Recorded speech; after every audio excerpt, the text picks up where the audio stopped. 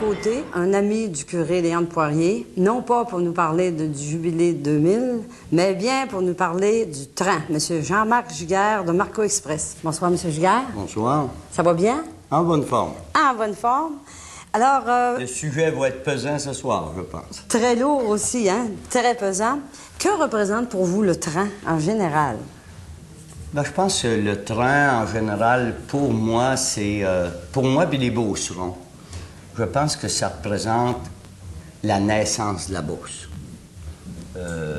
Parce que qui a mis la Beauce au monde, vraiment, économiquement, c'est l'avenue du train dans la Beauce. Et je pense qu'a grandi tous nos grands hommes d'affaires. Il s'agit de faire allusion à Édouard Lacroix, qui était chef de gare à Sainte-Marie.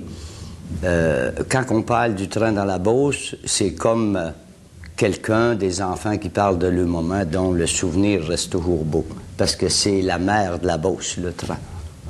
On a grandi, pour moi, et puis je pense pour plusieurs Beaucerons, parce que le train, c'était l'horloge. À ce moment-là, on n'avait pas de monde. Nos parents nous disaient « Venez dîner, les gars. » Le train en passait à midi moins quart. C'était l'ambulance. Ça déplaçait nos commissaires d'école, l'inspecteur d'école. C'était tout. C'était tout. Vous aviez dit aussi à un moment donné que ça pouvait être la police? C'était aussi la police, parce que tout ça se passait. Quand on parle de Québec central, bien sûr qu'on parle du plus vieux chemin de fer du Canada, et qui date de 18... les tracés ont commencé en 1836. Et à ce moment-là, vous n'aviez pas de JRC, vous n'aviez pas le Canada non plus, n'existait pas. C'était le Haut et le Bas Canada. On n'avait pas de Sûreté du Québec. Et les chemins de fer étaient tout. Ils étaient tout. Puis, je crois, si je me rappelle, ma grand-mère, c'était un moyen très facile, très accessible pour aller voir sa parenté un petit peu en dehors.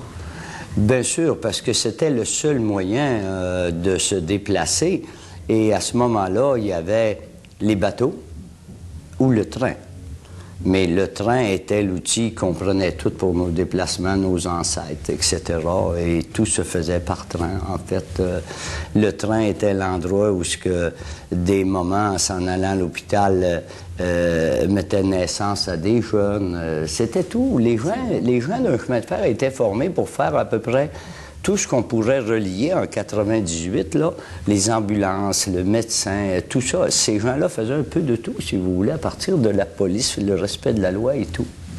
Sans compter aussi le transport des marchandises. Voilà. Le train, bien sûr, à l'époque, avait été bâti pour les passagers et le transport de marchandises, parce que faut pas oublier que nos marchandises n'ont aucune valeur s'ils ne sont pas transportés. À ce moment-là, il n'y avait pas de camion. Donc, les gens, dans la Beauce, on avait appelé les Beaucerons les jarrets noirs, parce qu'ils descendaient leurs animaux à Québec et ils descendaient dans la boue, dans le bout de Saint-Henri. Et à partir que le train a commencé, bien, ils l'ont utilisé pour descendre les moutons dans les grands marchés, etc. C'était vraiment tout le train à ce moment-là. Et puis vous parlez de train, on sait que vous êtes embarqué vous avez un projet extraordinaire. Comment cette idée de faire revivre le train a pris naissance en vous? Bien, ça s'est passé en 87, lorsqu'ils ont démanché la section entre Tring et Mécantic. Donc, Québec central avait une section de chemin de fer entre Tring et Mécantic qui avait été démantelée en 87.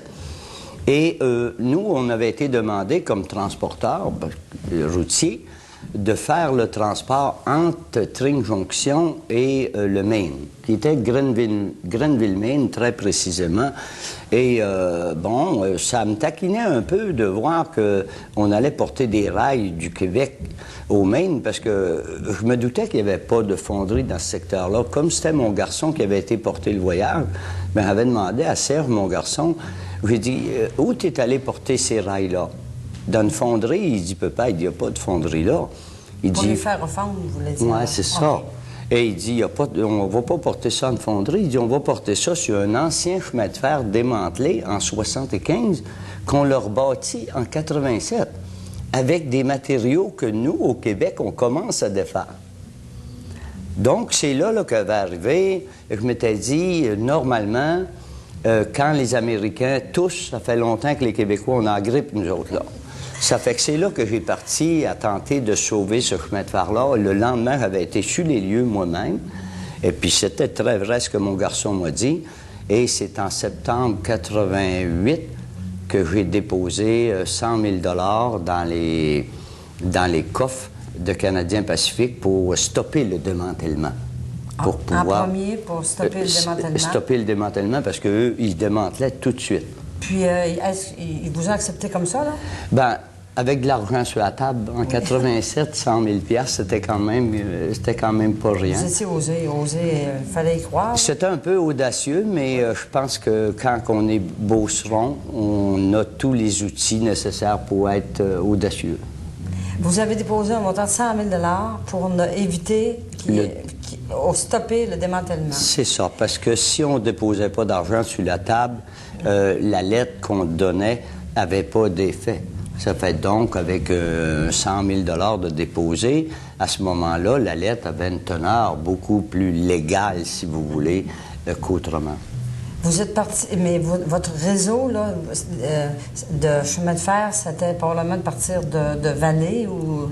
C'était le réseau Québec central part de Sherbrooke à Vallée et de Vallée à Saint-Georges-de-Beauce, Saint-Georges-de-Beauce au Lac-Frontière et après de Vallée à Scott-Jonction. Puis à Scott-Jonction, le chemin de fer fait un Y, si vous voulez. Oui.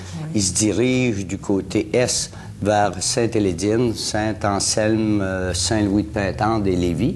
Et sur l'autre côté, il descend par Saint-Isidore, Briqueville, Charny et Québec, bien sûr.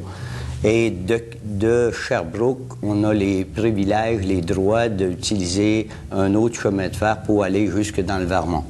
Parce que Québec central connectait avec le Vermont à l'époque. Ce qui permettait aux beaucerons de pouvoir aller avec le matériel d'une frontière, si vous voulez, à l'autre, là. Alors, ce parcours-là, vous m'aviez parlé que ça couvrait un territoire de 300 km? 385 km de chemin de fer. Kilomètres de chemin de fer. Je ne sais pas en mille comment ça fait, là. Je pense que ça fait alentour de 230, 240 000, quelque chose du par genre. 0.625, mais en tout cas, on a une bonne idée. C'est assez grand. Ensuite, moi, quand je vous regarde, là, je pense à une chose, à la locomotive qu'on a vue apparaître dans le décor. À Saint-Joseph, plus précisément, au mois d'août, une rutilante locomotive qui appartenait à M. Jean-Marc Giguère. Elle a une belle couleur, et puis un bruit, on entendait tout ça, puis un M. Giguère tout radieux. Alors, voulez-vous, parlez-nous, c'est la locomotive. Parce que moi, je voulais embarquer dans votre locomotive, mais je voulais être assis dans un wagon avec des beaux sièges, de la vie belle. Puis là, c'était pas tout à fait ça. C'est beau, cette affaire-là, mais il me semble qu'il en manque des bouts, là. Je vous laisse parler. Définitivement qu'il en manque des bouts, mais ce qu'on voulait faire vivre, nous, aux gens qui longent le Québec central, c'est vraiment de faire connaître la pièce majeure d'un système ferroviaire. Parce que si on aurait embarqué, on aurait demandé à vous de prendre place dans un wagon ferroviaire, vous aurez tous été tenté de dire « J'aimerais ça aller dans la locomotive. » Ça, c'est vrai. Voir qu'est-ce qui se passe dans la pièce de commande, l'habitat où qu'opèrent les gars qui opèrent ça. Et voir comment ça se comporte dans une locomotive qui a un poids quand même de 300 000 livres. C'est très lourd et ça pèse 75 pieds de longueur.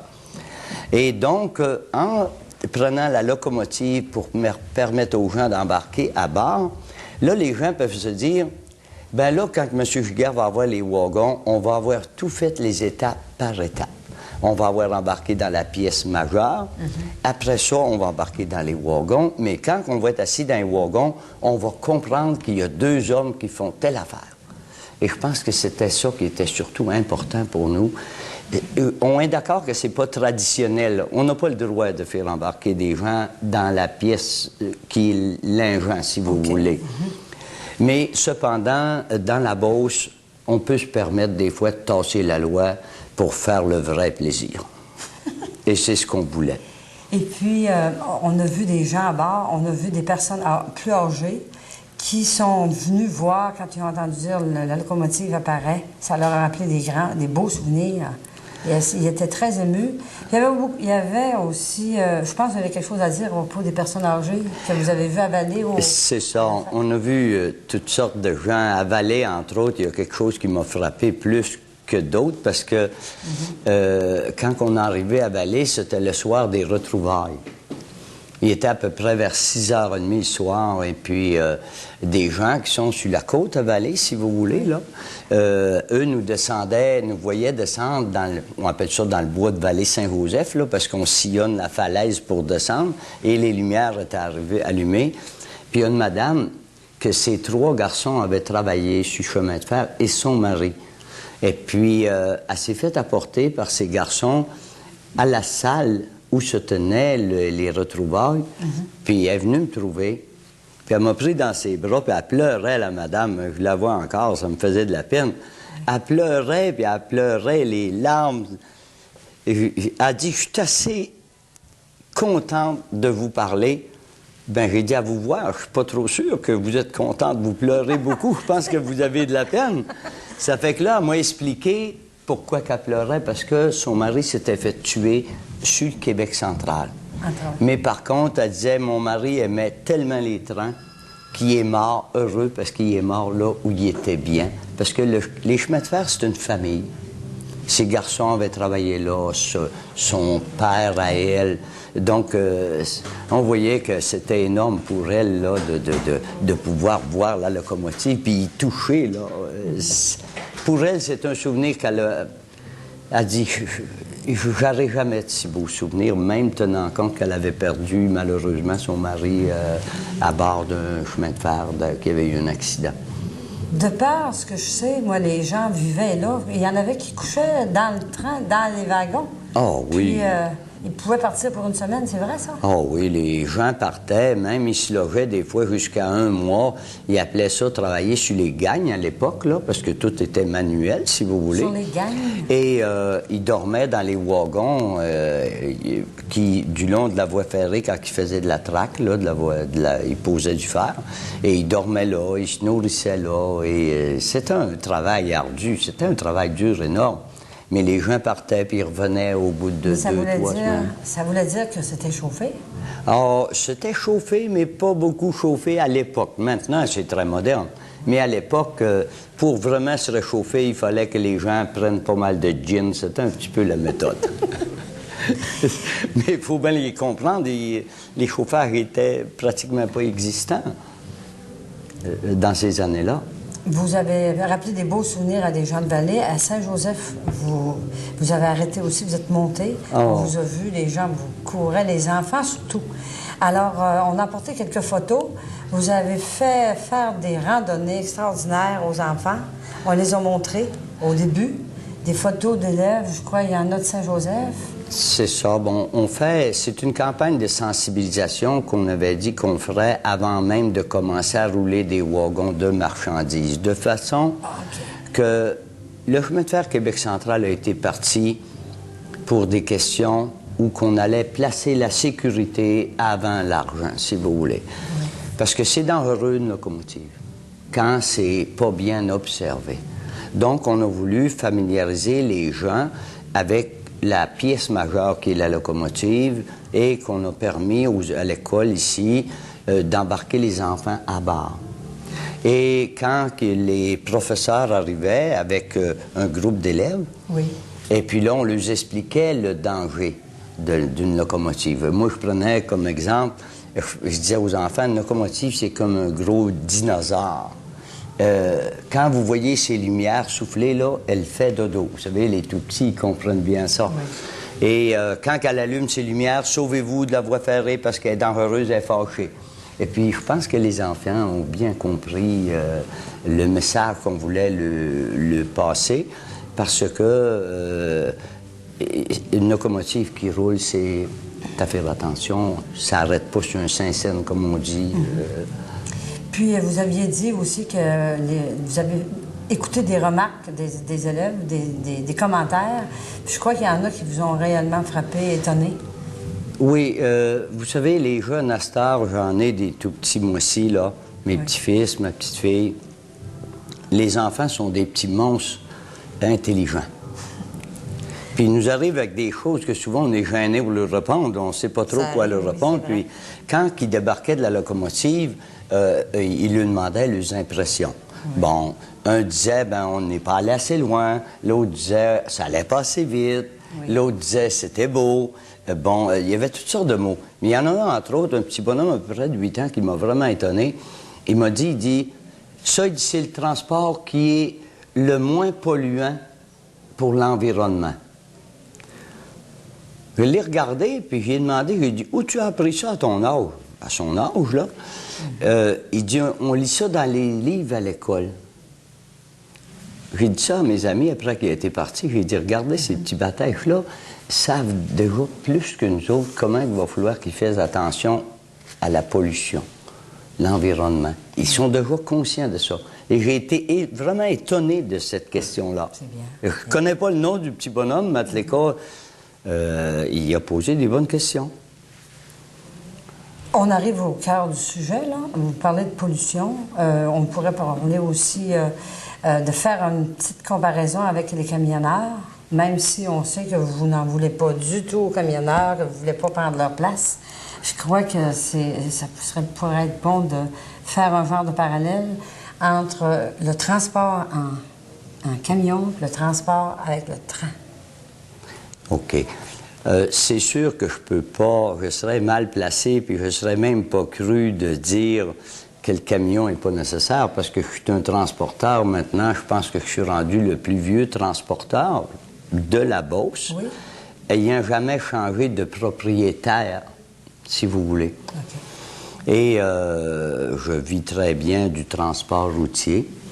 Cependant, dans les nouveautés d'aujourd'hui, on a passé à travers la libération des échanges, où ce que le matériel beauceron va de plus en plus loin. Si on recule dans les années 80, nous, on faisait peut-être 2 voyages par année en Virginie, exemple. On transporte du bois de sciage.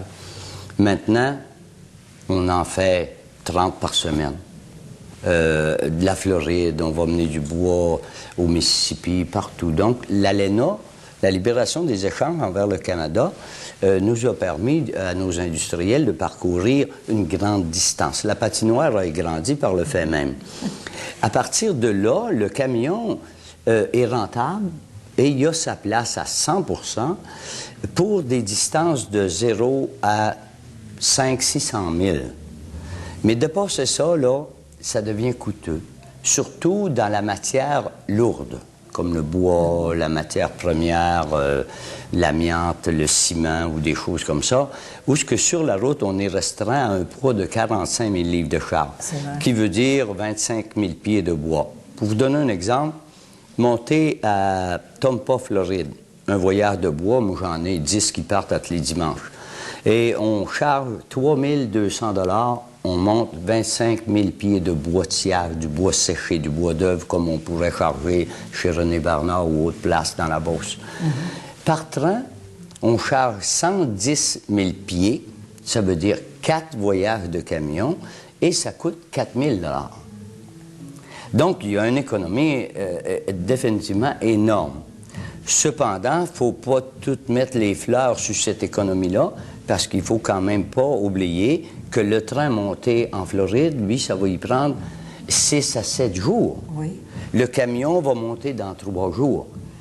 Par contre, si on regarde la différence d'argent que ça coûte, je pense que c'est un montant d'intérêt qui rapporterait beaucoup, dont on rêverait tous d'avoir dans nos comptes de banque à soir. Vous savez, ça coupe en deux presque le prix, en proportion du nombre de 1000 pieds qu'on monte.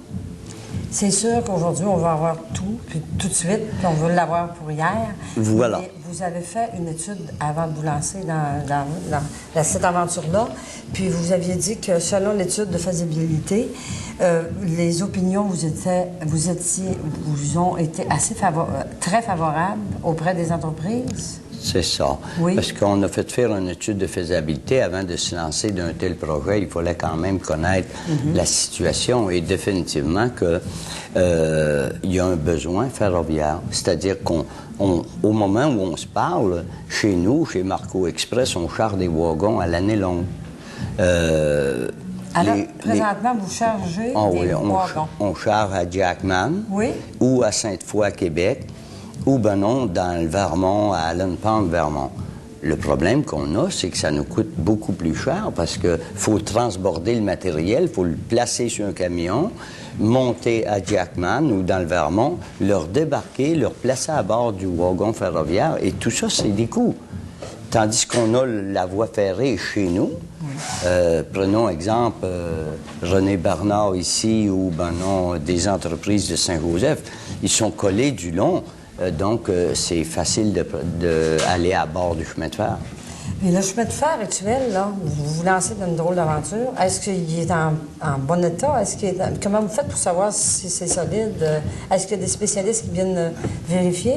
Oui, quand on avait fait faire l'étude de faisabilité, ils nous avaient donné les détails de qu'est-ce que ça coûtait pour le remettre en état. Ça coûte 5 500 000. Et on connaissait tous les endroits où il y a des travaux majeurs à faire, d'autres travaux qui peuvent être répartis sur 2 ou 3 ans. Et on a des spécialistes qui font ça. Mais on a eu cet été, exemple, on avait des semaines qu'on avait 50, 55 personnes qui travaillaient là-dessus. Et l'an passé, on a fait travailler 385 jeunes. J'ai donné 40 000 $ pour couper des branches. Et c'est quelque chose qu'on veut continuer dans la Beauce cet été. On faisait couper les branches par des jeunes qui travaillaient dans des programmes d'emploi local. Ah oui, d'accord, je connais ça. Ensuite, vous remplacez des rails, c'est ça, des morceaux, des bouts de rails. C'est ça. Puis vous en remplacez, vous n'achetez probablement. On achète des rails, mais il y a aussi les à côté du chemin de fer, les retombées économiques. Je regarde une rail comme on parle, là. Oui. On achète une rail, ça vaut 500-600 $ flambant neuf. C'est long. Ça a 39 pieds. 39 pieds, 500-600 $. C'est ça. Et US, ça. OK. Parce que c'est au Parce que ça se vend pas au Québec, ça, là. Non, au Québec, ça se vend pas. C'est fait dans l'Ohio, à Toledo, dans le fond, Ohio. Oui. Mais sauf qu'on veut, nous, permettre aux Beaucerons de rechapper les rails. Parce qu'une rail, en fait, n'est jamais finie. C'est le top de la rail qui vient un temps, ils appellent ça trop usé. On peut la faire rechapper comme on rechappe un pneu. OK. Quand je dis ça, je sais qu'il y en a plusieurs qui vont dire « Mais il rêve, le bonhomme, il est fou, rechapper une rail. » Sauf qu'il ne faut pas oublier qu'il y a 20 ans, quand on envoyait nos pneus de camion faire rechapper aux États-Unis, quand Jacques Poulin de Beauceville a parti à une usine de rechappage, on a tout dit, il est venu fou ce bonhomme-là, il réchappe des pneus. Aujourd'hui, regardez, il nous réchappe tous nos pneus, puis on est heureux avec ça, puis on a économisé. Ça a coupé nos coûts d'opération énormes. Fait que dans la Beauce, on pourrait partir à une usine de rechappage de rails, et c'est des usines qui, normalement, créent 400 à 500 emplois.